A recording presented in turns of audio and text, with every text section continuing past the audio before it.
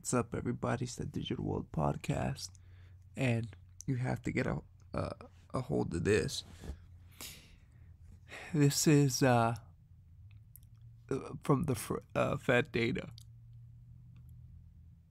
and you see the personal savings rate, which is highlighted in red, versus consumer loans, so credit cards and other revolving plans, in blue.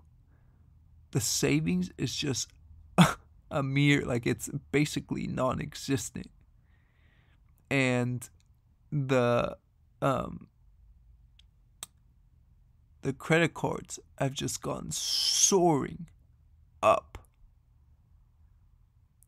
and it's just, I mean, and so it's in billions of dollars, right? So we're almost at $1 trillion, and on the right is going to be the percentage of personal savings rate. So it's a mere fraction. That is not good. Not good.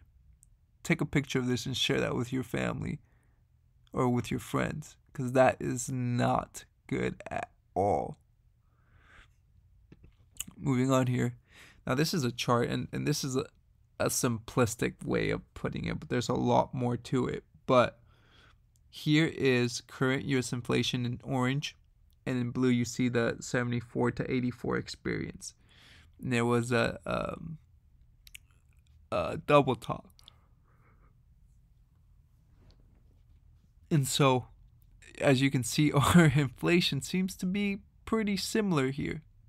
Now, like I said, this is a simplistic way of putting it. There's a lot of factors involved, but I don't think that we've seen inflation peak by any means. And the reason I say that is because of this. Now, initially, when inflation started, or when the Fed was printing a lot of money, a lot of people thought, and including me, I was on that boat, on which I was like thinking that all this printing is going to end up in excessive inflation. However, I didn't realize that there's always a lot of factors involved. But the thing is, M2 had been increasing massively through the last decade, and there wasn't inflation like there is today. But now you're starting to realize that it's the supply chain constraints. So here, Brent Johnson from Santiago Capital is saying, how many believe the inflation shock was directly due to the massive increase in M2 now believe prices will remain high, parentheses, due to supply chain / structural issues, even though M2 has crashed? Well, it's more about the supply chain than anything else, and that will continue to be because of that. And as supply chain constraints continue to be awful, it's gonna affect the prices of things, and it's our reality now. Now here we see a video of a bridge that collapsed in India with hundreds of people on there. So there's quite a few casualties and a lot of people that were injured. And here's another view of it. You see? Okay. So now here you see, take a listen to this. We're facing a food pricing problem in 2022 that's creating havoc around the world. Well, if we don't get on top of this thing quickly, and I don't mean next year, I mean this year, you will have a food availability problem in 2023, and that's going to be hell on earth. We're looking at an $11 billion shortfall of food production inside Africa alone. Now, I could go to Central America, South America, same issues on droughts. India, devastated by heat and drought, and it could go on and on. We were able to avert famine in the last couple of years, as I went to the leaders of the world, said if you don't respond, you will have catastrophe on catastrophe, is particularly in the height of COVID. And the leaders did respond. We averted famine. But then Ukraine comes on, shutting down the breadbasket of the world that produces enough food to feed 400 million people. We're So facing folks, a food pricing. we have a pricing problem in 2022, and the Secretary General of the UN stated that in 2023 we'll have an availability problem for food, and it's playing out just as we see here.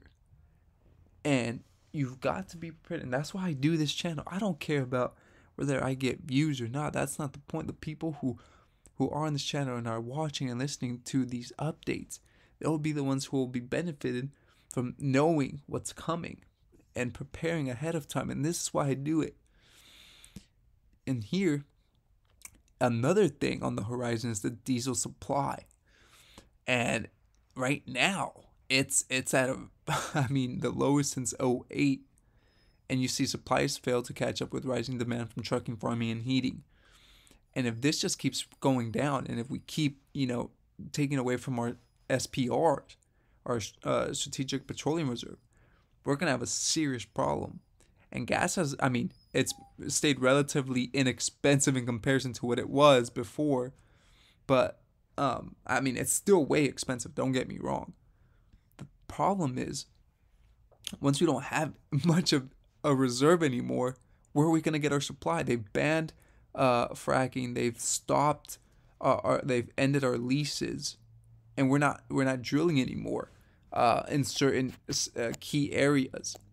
And so you can expect gas prices to just explode once our reserves are depleted.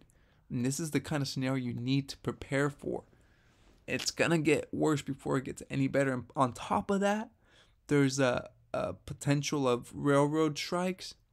I'm telling you, it's going to get really, really tough. But the culmination of all that, and I think the climax is CBDCs. And this will sum it up pretty well. It's amazing. They're just rolling it all out. Satan Klaus and his little minion, Horror Harari. COVID is critical because this is what convinces people to accept, to legitimize total biometric surveillance. If we want to stop this epidemic, we need not just to monitor people, we need to monitor what's happening under their skin. Yeah, that's what COVID was all about. Here's all the leaders of the world looking up at the great Satan Klaus. Yeah, and they want to just track you and chip you. I heard someone say a little while ago, I don't get the big deal. Like, I've already got government ID. I've got a government birth certificate. I got a government driver's license. What's the big deal if they turn it into like a digital ID that has all my information? Well, the big deal is they've been putting this into place for decades. And that ID will track you everywhere. And once they have the central bank digital currencies,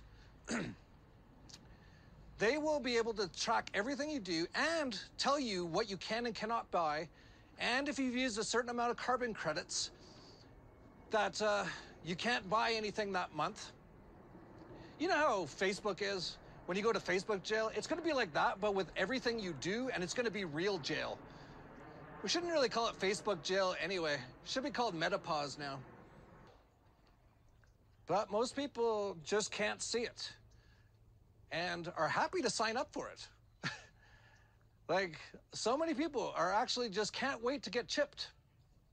British man becomes first to get microchipped with bank card. Yeah, they want you tracked and taxed like cattle. And if this goes through, and everyone on Earth ends up being like this, this will be slavery and tyranny, unlike anything you could ever imagine, and even in the movies, it'll be far worse than that. So, there you have it. That's a pretty, basic explanation of it all. But everything will be surveilled. And I think that's the climax of it all. So, that being said, thank you for watching. Like and subscribe to the channel. It's the Digital World Podcast, and I'll see you in the next episode.